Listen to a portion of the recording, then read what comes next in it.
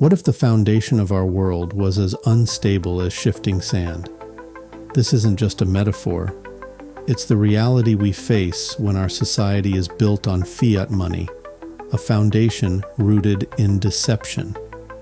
As this unstable system unravels, we witness the erosion of values, traditions, and the very fabric of civilization. Fiat money, the cornerstone of our economy, lacks tangible backing.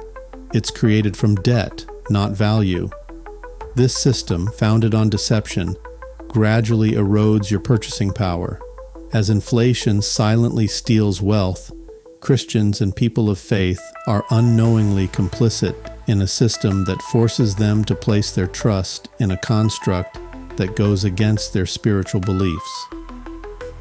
This is more than a financial issue. It's a moral crisis where faith in God is subtly replaced by faith in the state. Through inflation and economic hardship, the fiat system subtly redirects faith away from God and toward the state. As people struggle to make ends meet, their trust in divine provision weakens, and in its place, a reliance on the money system takes root. The state capitalizes on this shift, using faith in fiat money to fuel consumerism. This consumerism becomes the perfect distraction, a way to keep people focused on material pursuits rather than spiritual growth. In reality, this system siphons human value away, enriching the money changers and bankers who control the system. It's a slow, almost imperceptible hijacking of faith. Many Christians are unaware of this redirection. They unknowingly place their trust in a system that erodes their spiritual integrity, leaving them vulnerable to the manipulations of the state, blindly serving the very system that pulls them further from their true faith. Jesus' condemnation of the money changers in the temple was more than an act of anger. It was a powerful statement against financial exploitation and corruption. Today, the fiat system embodies this same corruption, but we must acknowledge that the responsibility doesn't fall solely on the system. It falls on us as individuals. We are not mandated to serve a false god or worship it. Yet many of us choose to succumb to the allure of the status rat race, chasing after fleeting images of wealth and success. We willingly present ourselves as something we're not, even if that image is built on debt, overspending, and living far beyond our means. This isn't forced upon us. It's a choice. We embrace this entitlement, the belief that we deserve to live in luxury, often without the work required to obtain it. And in doing so, we perpetuate the very system that Jesus condemned. Governments and institutions may justify endless money printing as a solution to economic problems. But we play a role in this deception. By choosing to live in financial recklessness, we become complicit in the exploitation, widening inequality, and furthering moral decay. In the end, this isn't just a systemic problem. It's a spiritual one, where the choices we make each day determine whether we serve the truth or fall deeper into the grip of material deception.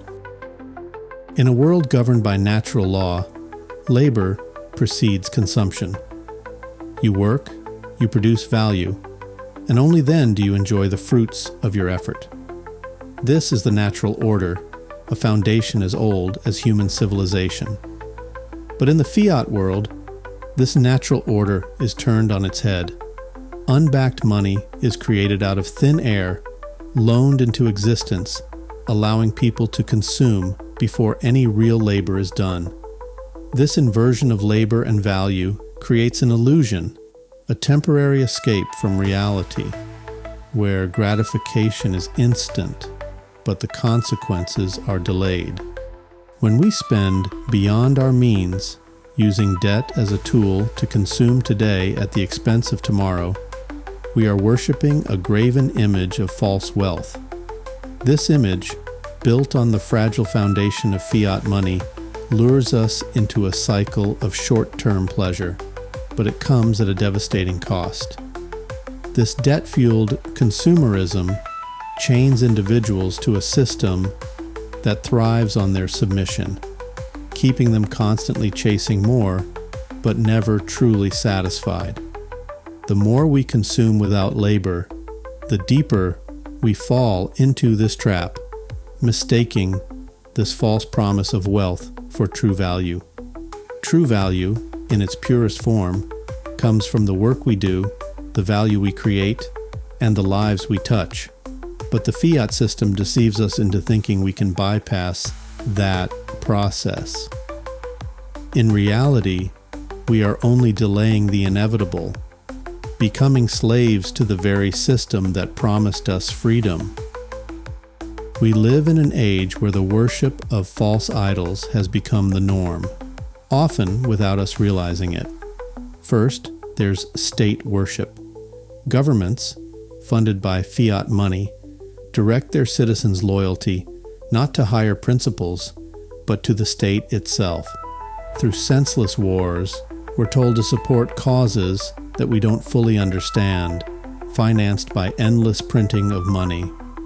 People uncritically accept the state's fiat currency and follow the advice of experts. Experts whose loyalty lies not with the truth, but with the state and its agenda. Then there's brand worship. In a world dominated by consumerism, people identify more with corporate logos than with personal values. The brands we buy become the symbols of our worth.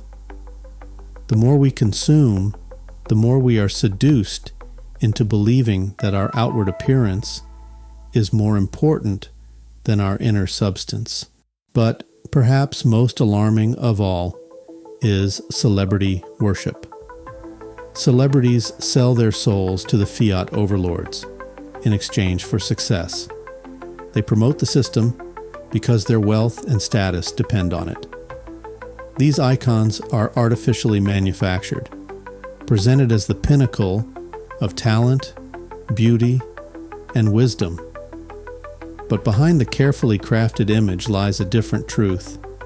They are tools of the system designed to herd the masses into compliance.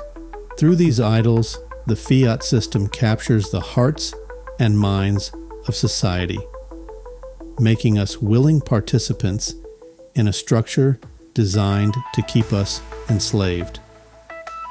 The more we idolize the state, the brands, and the celebrities, the more we lose touch with our spiritual core. The problem we face isn't just financial, it's deeply spiritual. The burden of proof lies not with some distant institution, but with us as individuals.